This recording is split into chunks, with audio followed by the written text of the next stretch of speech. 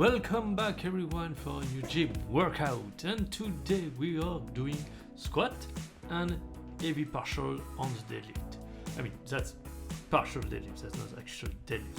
Anyway, so I don't know really.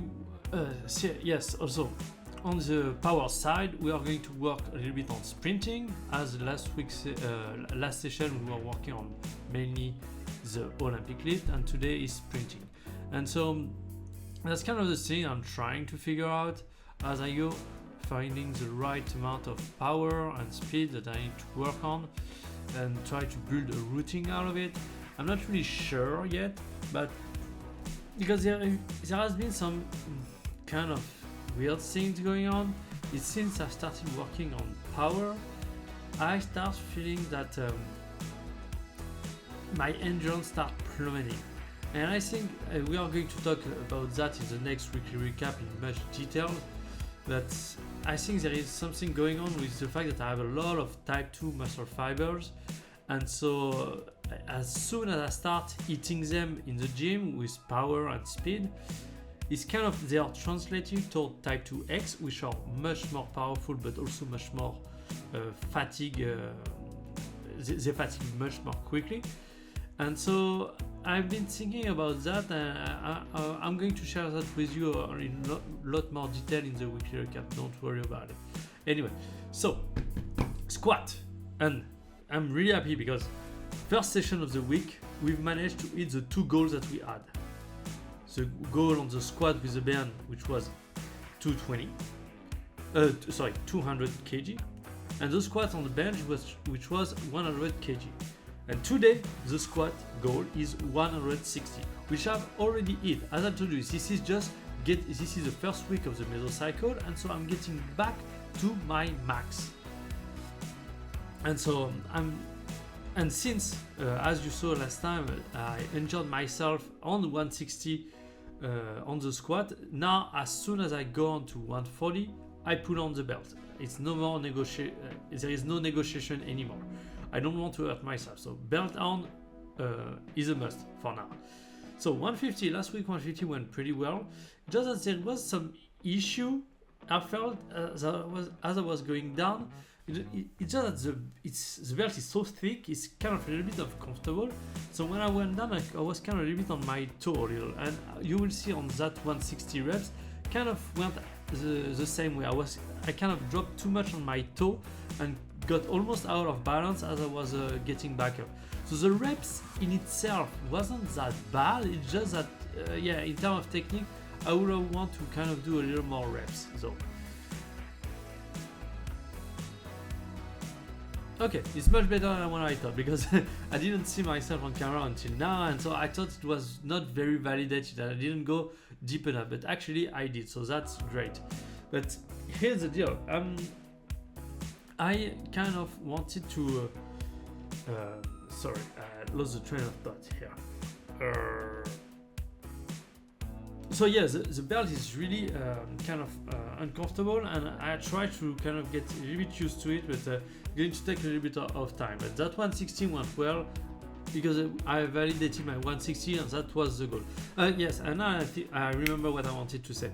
It's just that I have changed the build up of the session.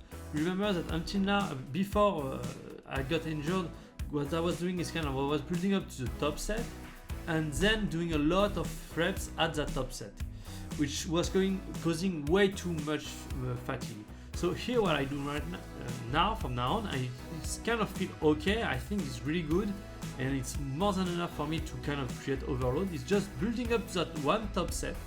But the issue is I don't have a lot of reps at heavy load. So if I think that continue to get an issue, normally the full program is you do that one top set and then you do back off sets at 3x3 where you're going to take off 20 kg. And so that's, I think, going to be the answer if at some point I feel that I'm not getting enough reps at heavy load.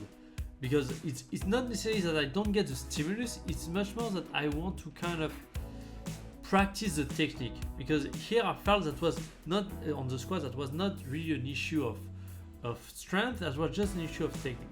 Anyway, so heavy partial deadlift. The goal is 240. I've never done it actually, but yeah. Also, I kind of here you see that there is something just below the weight.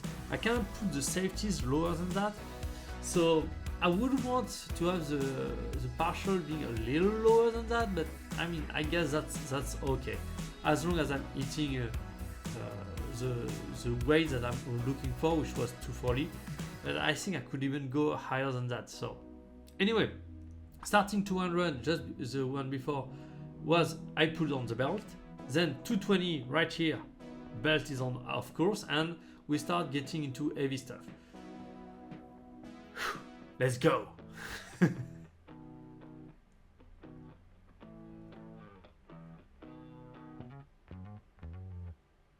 And honestly, I mean, that's only 220.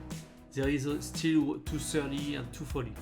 But already I started feeling, I was really surprised of how easy it felt. It's just that. But on this one, I started feeling something a little weird. So we have 230 on the bar. So here it went well. It's just that I felt my lats firing so hard. That was really, really weird. So I guess because I'm not working that much on my back, doing some rows or anything, but now I realize that yeah, doing some partial and so on, the back is already working pretty heavily already. So top set, 240, let's go. And honestly, it went so well that actually I went for 2. Yeah, so that's maybe why I think it might be too high. I might want it to be a little lower, because I really want to kind of have a full plate of difference between my deadlift and my partial deadlift. So if it's that easy, I don't think 200, which I need to do on Sunday, is going to be that easy. So I don't know. We'll see about that. Then we want to do some. So this is the power phase of the session, which is more focused on sprinting. Today is sprinting. So I try to do again those skips. So honestly, I'm really bad at it. I don't really know what I'm doing. I'm just testing stuff, see what works, what doesn't. I have only 10 meters to work with, so I kind of need to be creative here.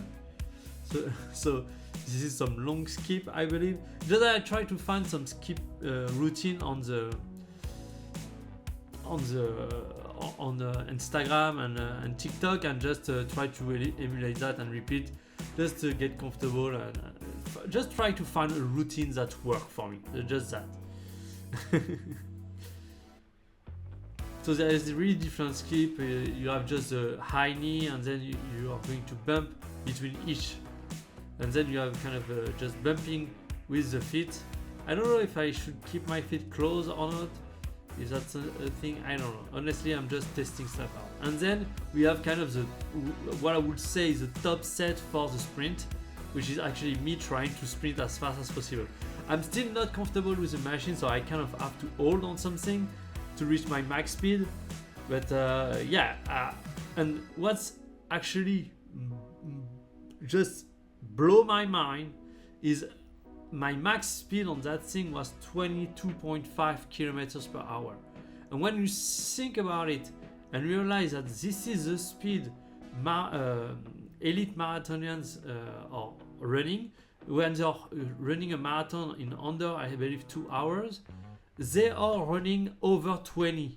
So the max speed that I got on this thing is roughly the average speed that they get throughout a world marathon. So that's insane. Just how insane those guys are, insanely fast those guys are.